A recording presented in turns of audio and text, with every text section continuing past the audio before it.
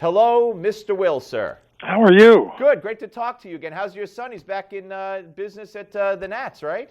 He gets up every morning, goes to a ballpark, so he has a better job than I've got. I should tell your listeners, he's a handicapped guy. He's got Down syndrome. He's 42 years old, and he works in the Nats clubhouse. Yeah, that's great. That's a great story. We've talked about him in the past. What I know what led you to write this, but I want you to hear Harry Carey, so I could ask you the question, because this is the cut I wanted to come out with. Let's listen to Harry Carey back in 1991. It was the last game of the season. Maddox got a win. Here it is.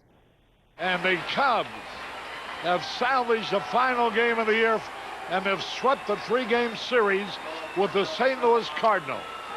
Well, a lot of things happened today, and they were all great, and they were all thrilling, and they were all dramatic.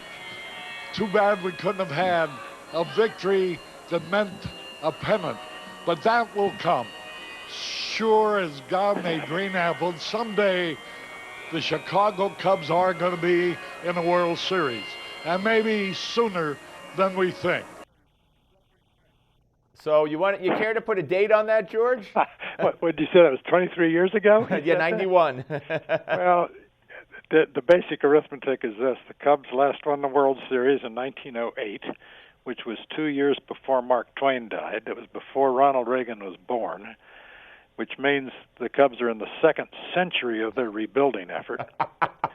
They last went to the World Series in 1945, which hardly counted because all the great athletes were still in uniform at that point. Right. I was 4 years old, so I think Harry may have exaggerated. Sure as God made little green apples. I haven't even seen a green apple recently. Maybe that's not a good analogy to make then. All right, so let me ask you, they're going to be, they're renovating Wrigley Field. Tremendous hundreds of millions of dollars worth of renovations coming, correct? Well, they're doing two things. One is they're stopping the rot. It's an old ballpark. They had recently to string up nets to keep people from getting hurt by falling chunks of concrete. We tend to forget that in a young republic such as ours, 100 years old structure is pretty old. It's Wrigley Field's older than the Empire State Building and the Chrysler skyscraper in New York. I live in Washington. Wrigley Field's older than the Lincoln and Jefferson Memorials and the Supreme Court building. It's older than Mount Rushmore, the Golden Gate Bridge, Hoover Dam. It's more than 140 million people have paid to go through the Wrigley Field turnstiles, and there were only 99 million people in America when it was built in 1914. So it's been around a long time. Yeah. Beyond this, however, beyond simple maintenance, they're trying to make the club more appropriate for the modern athlete. He needs batting cages he can use during the game. He needs video he can consult during the game. All these high-tech, information-saturated athletes are playing in a barely 20th century ballpark. Yeah, no, absolutely. And you know what surprised me, George? Forbes just put out its list of top valued baseball franchises, and you got the Yankees, you got the Dodgers, and you have, I believe, the Red Sox and the Cubs. The Cubs are 3 or 4. They're, I think, $1.5 billion. The Yankees are 2.8, Dodgers 2.5, and then you got the Cubs right up there. And if the Cubs did not play in Wrigley Field, which is a good part of their value, because Wrigley Field is a destination for people who aren't interested in the Cubs and sometimes aren't that interested in baseball, they wouldn't be valued that much. In fact, that's one of the things I write about in the book is about this strange chemistry of loyalty, how serious grown men and women can care so much about professional athletes playing for money who we don't know and never will know. But we become attached to the team, the logo, the team colors, the radio broadcaster. These are little temporary tribes that form around sports teams that reduce some of the anonymity and atomization of life in our cities. You remember Lee Ilya going crazy. I've got the whole text of his world-famous rant that he delivered in 1983. Wow, when he took the fans to task with choice words for booing, and he questioned what the heck they're doing there anyway. Why aren't they out working? It's the middle of the day. He said most Americans work, the others are Cub fans. That was it didn't go over well, and No. he was not long as manager of the Cubs. No, that was not a good thing. I played the soundbite at the beginning. I don't know if you're, and to me, it just is so. It's just a microcosm of who Barack Obama is and isn't. I don't believe he's a big sports fan. He might be a sports fan, but this whole aura of being this diehard Cubs fan. He was there with Bob Costas, and they were interviewing several years ago, and he called Comiskey Park, Kaminsky, making it Jewish, I guess, Kaminsky Field. And Costas tried to save him and said the old Comiskey Park. He didn't get it. And I mean, what does that say when you try to fake your way through being a big White Sox fan and you don't know where they play?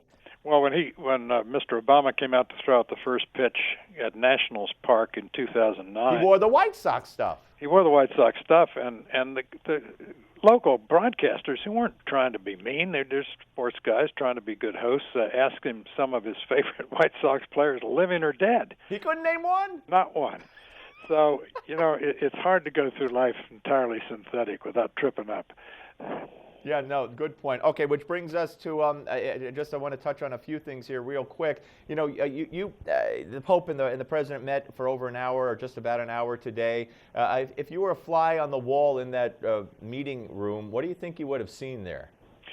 I think exquisite politeness.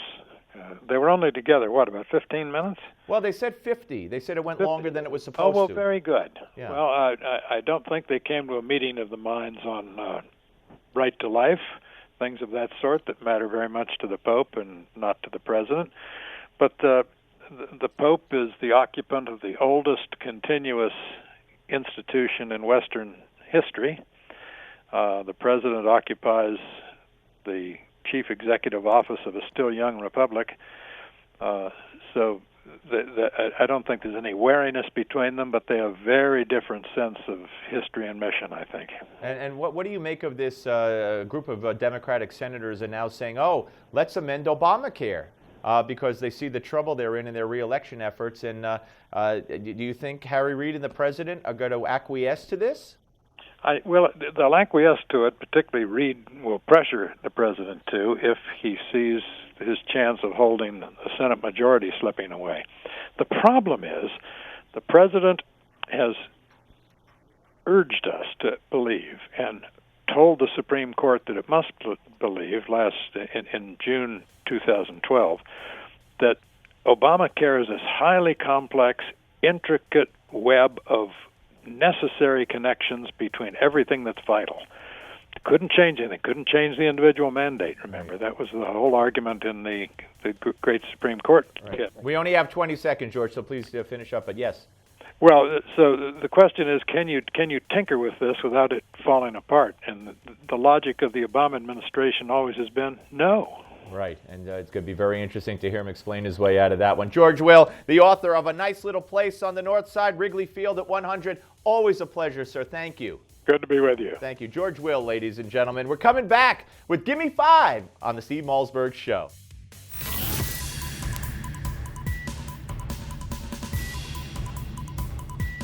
We don't just talk about the news, we talk to those making news. This is the Steve Malzberg Show.